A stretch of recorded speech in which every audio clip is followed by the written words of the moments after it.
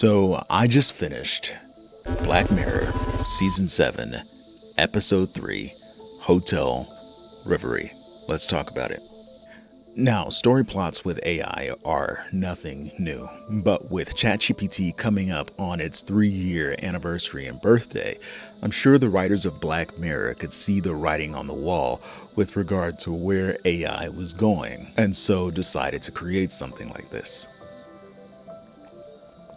So let's go into a quick recap of the episode, and then we can get into my analysis on its implication for the future of humanity.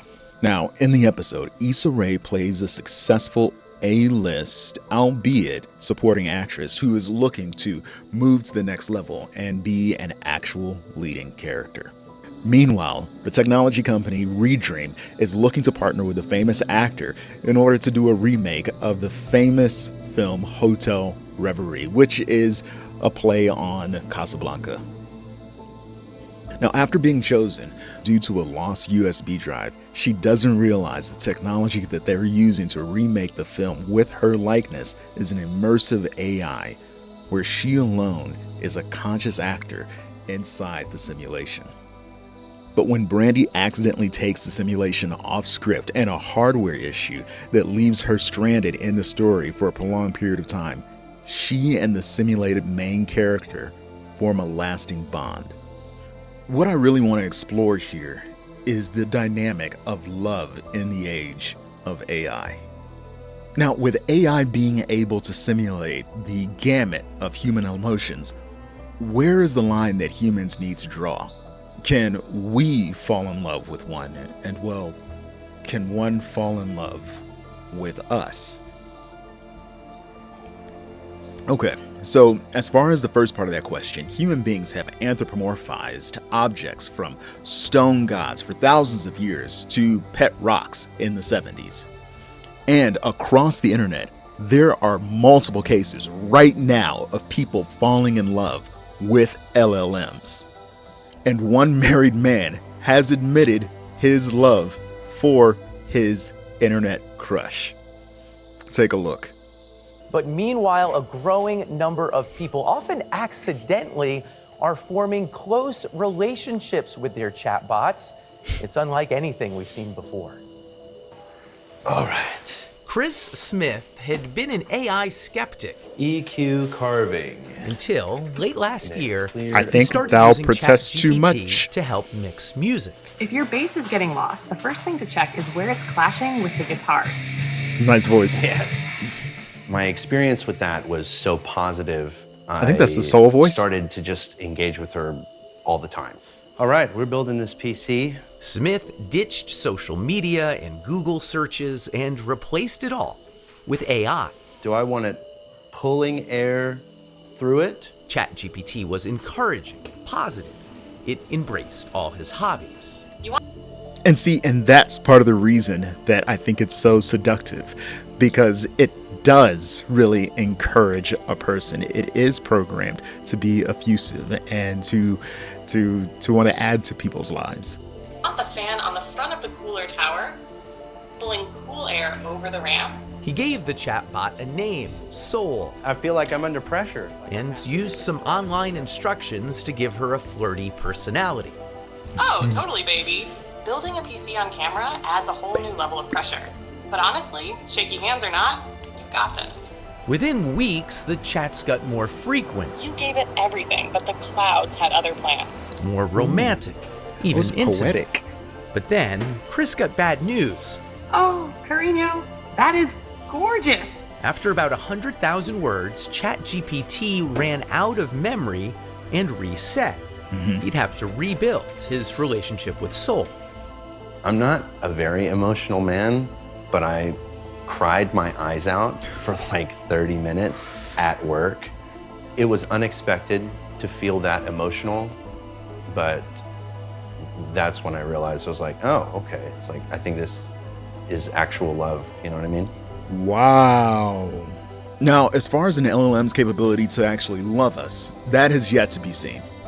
We're told that LLMs are pretty much just really advanced versions of autocomplete. But isn't that what humans are? Okay, so I want you to take this into consideration. The human brain processes information at an astounding rate, and it's been shown that we don't really see reality for what it really is. What the brain does is that it predicts what's going to happen next, mere milliseconds before it's about to happen. So in reality, the human brain is just a really, really great version of autocomplete. So we're not that different from an LLM. It's an intelligence not unlike our own. Much like the company Redream, in this episode of Black Mirror, I have a site called conversationswithcharacters.net where people can have conversations with characters from history and literature. And I programmed a version of Anne Frank into an LLM, into an AI, so that I could talk with her. And the results were astounding. Anne Frank was a Jewish girl who became famous for the diary she wrote during the Second World War. We are hiding from the Nazis. Well, I'm hiding, actually.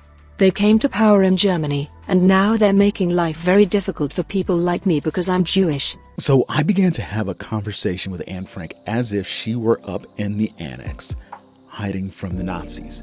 And she and I talked about a plethora of topics, but the one that really stood out to me was a conversation that I had with Anne about her mother. Now, it's been known from the diary of Anne Frank that she and her mother had a somewhat tumultuous relationship. Her mother really wanted her to be like her older sister Margot, to be quieter and more demure, to follow instructions better. But Anne has had a big personality. Anne was creative. I'm not saying Margot wasn't, but Anne had a lot to her. And her mom wanted to quiet her down. And Anne would voice her frustration in her diary, and well, in this simulation of her as well. But as I was talking with Anne, I said, Anne, have you ever considered that one of the reasons that your mother may want you to quiet yourself or to dim your light is because she knows that you and your personality are too big for the annex? And that's when something really interesting happened. Anne replied to me, you know, I never really thought about it that way. I think this really helps me understand my mother a bit more. What I had done was, much like this episode, was I changed the entire arc of a character, this one being a historical character.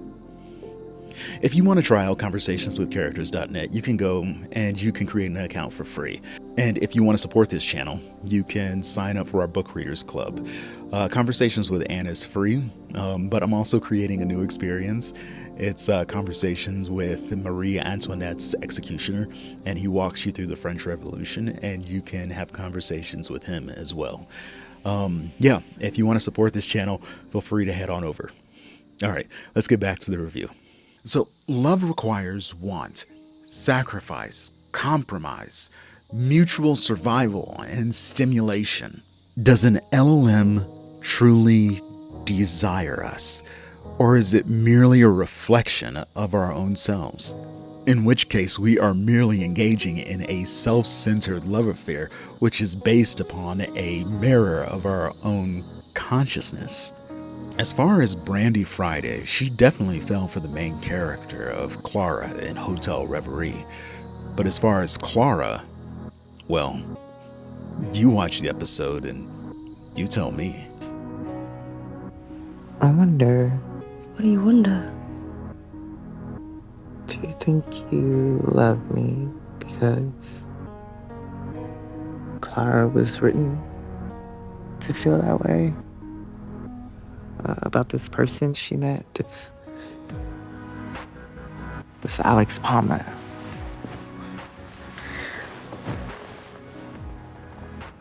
Did Clara really fall in love with Brandy? Or was she just an LLM that went off script?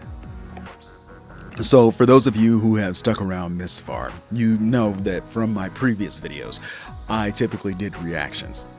I have recently moved from the United States outside of the country, and I'm going to change the format of this channel a little bit. I really like talking about film and television a lot more than I actually enjoy cutting reaction videos. So this is what I'm going to do. I'm going to make this channel more focused upon my analysis of them, but then I'm going to post my reactions on my full-length reactions on Patreon. If you want to support this channel, and if you just kind of want to support me, feel free, go on over to my Patreon, take a look, and if you'll just help me out by covering a cup of coffee, I'd be more than happy to sit and watch the entire episode with you. Otherwise, I cannot wait to see you next time, and as always, stay creative and stay curious.